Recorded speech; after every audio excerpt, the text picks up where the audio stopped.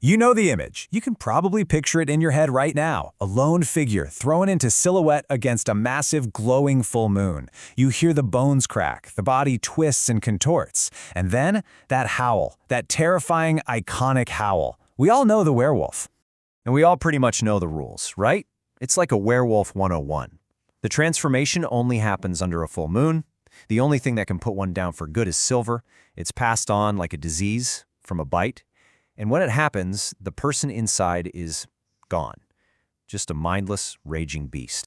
But what if I told you that almost everything we think we know about this ancient folklore isn't ancient at all? What if it was basically invented in Hollywood and is actually younger than your grandparents? To really understand what's going on, we have to do a little bit of monster archaeology. We need to dig past all the movie magic and look at the real history of werewolf myths before Hollywood ever entered the picture. You know, the name itself is a huge clue. Werewolf. It comes from Old English, and it literally just means man-wolf. That tells you right away what this creature's always been about. That terrifying, blurry line between being a human and being an animal. What's so wild is that for most of history, there was no single werewolf story. I mean, look at this. In ancient Rome, it was a punishment from the gods for a cannibal king. In medieval France, you had stories about noble knights who were tragically cursed. Then, by the 1800s, it's a staple of Gothic horror. The rules were all over the place. And that's the key thing to get here. The old myths were, well, they were a mess. Sometimes you turned into a wolf on purpose, using a magic belt or a wolf skin.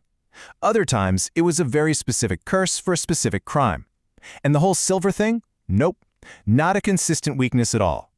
The neat, tidy little rulebook we all know just did not exist. So, if these rules aren't thousands of years old, where did they come from? Well, the answer isn't in some ancient, dusty book of folklore. It's in Hollywood, California, with one movie studio, one legendary film, and one brilliant screenwriter. Okay, picture it. It's 1941. Universal Studios is the king of monster movies. They've already given us Dracula and Frankenstein. Now they want to do a werewolf movie. But there's a problem. Unlike Dracula, there's no famous novel to adapt. So they basically had to make up their monsters' mythology from scratch. Listen to this poem. It feels ancient, doesn't it? It has this weight to it, like it's something people have been whispering around campfires for centuries. Yeah, about that, it isn't. This iconic piece of folklore was written by a screenwriter named Kurt Siodmak. Siodmak had actually fled Nazi Germany, and he poured all his feelings of being an outsider, of being cursed by circumstances beyond his control, right into this script. He created a monster that wasn't just scary, but tragic.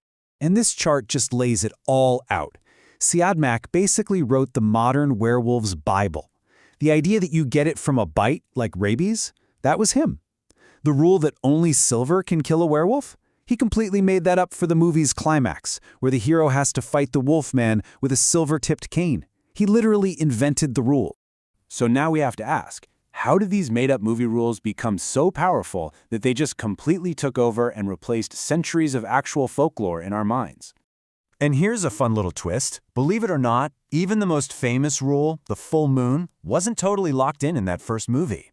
Siodmak's poem just says an autumn moon. It's kind of vague.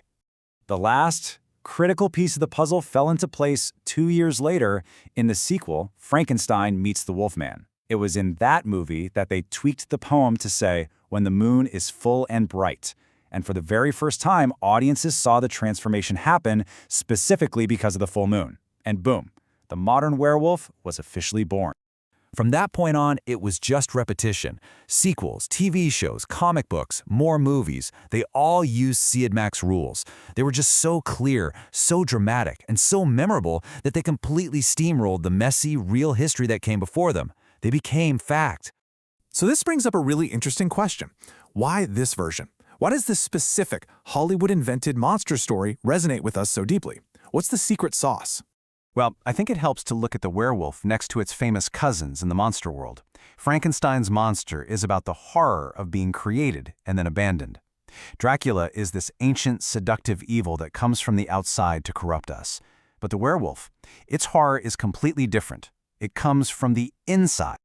The werewolf is the ultimate symbol of the beast within. It's about that deep, primal fear that underneath all our civilization, all our manners, there is a wild animal just waiting to get out. It's the terror of losing control, of your own mind and your own body turning against you. And that's why it sticks with us. What Kurt Siodmak created wasn't some cool power fantasy. It was a tragedy. It's a story about the terrifying, desperate struggle to hold on to your humanity against that beast lurking inside all of us. It's a metaphor for fighting our own worst impulses. So it leaves you with this one last, really provocative thought. If a single movie from 1941 could so completely rewrite a myth as old as the werewolf, it kind of makes you wonder, doesn't it? What other ancient truths that we all take for granted are actually a whole lot younger and a lot more man-made than we think?